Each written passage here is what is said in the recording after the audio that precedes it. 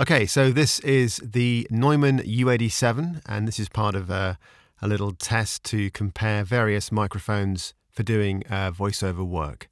So I'm recording this in a pretty standard voiceover booth. There are lots of acoustic panels, and there's sort of high-frequency dampening foam all around us. So the acoustic in here is very dead, very dry. And as I said, this is the Neumann U87. I think this is the AI version. And it's sort of from about 1995, I think we got this one. So this is the Neumann U87.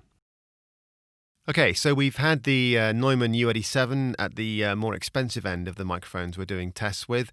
At the more cheap and cheerful end is this one. This is the Samson Q2U microphone.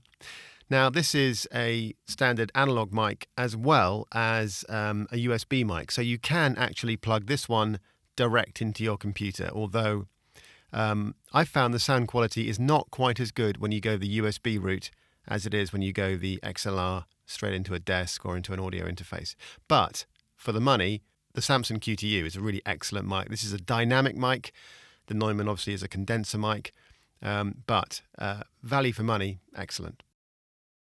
Okay, next up in the sort of more mid-range price-wise, a dynamic mic again. This is the fantastic Beyer 201.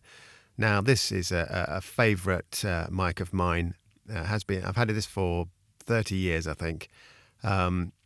It's fantastic on vocals, great on voiceovers, and beautiful on things like violin, piano, stuff like that. I mean, people use it a lot in studios for miking up snares and stuff like that. It's quite, you need quite a lot of gain to drive it. So you do get a little bit of self-noise that might put a few people off. But personally, I really like that. But I mean, the tone is fantastic, I think. See what you think. It's all about what you think. Beyer 201. Again, we're in the voice booth, very dry, acoustic. Yeah, this is the Beyer 201. Okay, another mid-range, price-wise, dynamic, again from Beyer. This is the lovely M88.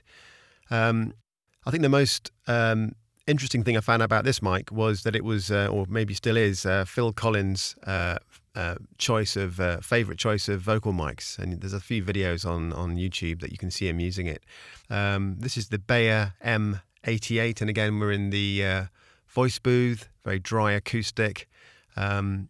M88 is definitely has a little bit more output than the Beyer 201, and you can hear it. I think you can hear it. It's a little bit. There's a little bit more brightness to it, which some people might like. Anyway, this is the Beyer M88 dynamic. Again, down the more affordable range of microphones, this is one of the most popular dynamic mics around. Especially for live music singing. This is the Shure SM58. So this has been around for donkey's years and is a real workhorse, tough little dynamic mic. Definitely worth a look at. Again, we're recording this in the voice booth, lots of acoustic panels, lots of high-frequency dampening foam. So this is a very dead, dry acoustic. And this is the Shure SM58. Okay, next up is another dynamic, and this one is a little unusual for a voiceover booth, but I thought I'd just throw it in. This is the Electerovoice RE50B, very much a reporter's microphone, radio, TV reporter microphone, extremely low handling noise, almost impossible to pop, impossible to pop. But I suppose it does lack just a little bit of low frequency. And if you put it up against, say, I don't know, another like a Neumann or another Rode condenser, you'll probably find it just does sound a little bit lacking in that lower frequency department. But great mic. I love them, mainly because you can't pop them. But perhaps not for the voiceover booth. Anyway, this is the Electerovoice RE50B.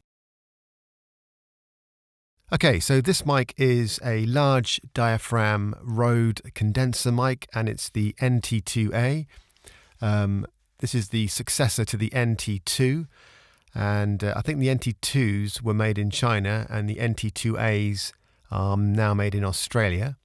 Like a Neumann U87, it's looks a little bit similar to that, but it's got the same 3 pickup patterns. You've got cardioid, omni, and figure of 8. There are a couple of frequency roll-offs you can do, and you can bypass that as well. And there's a pad for reducing the level. You can also get it as a kit, and it comes with a really nice shock mount that has a pop shield already built into it, which is, I think, a really, really, really neat idea. So again, we're in the dry voiceover booth, very dead acoustic, and this is the Rode NT2A. Okay, this is the Rode NT1A. This is another large diaphragm condenser mic. The NT1A is made in Australia, has the Made in Australia badge proudly put on it. Unlike the NT2A, it doesn't have a choice of pickup pattern, it's just cardioid, but then it's a more affordable mic. Like the NT2A, it has incredibly low self-noise. I mean, it's much, much quieter from a self-noise point of view than the Neumann U87. Whether you think it sounds as good, that's another matter. But yes, this is the NT1A. Again, we're recording in the voice booth, really dry, dead acoustic, just so you can hear exactly how this microphone sounds. So this is the Rode NT1A.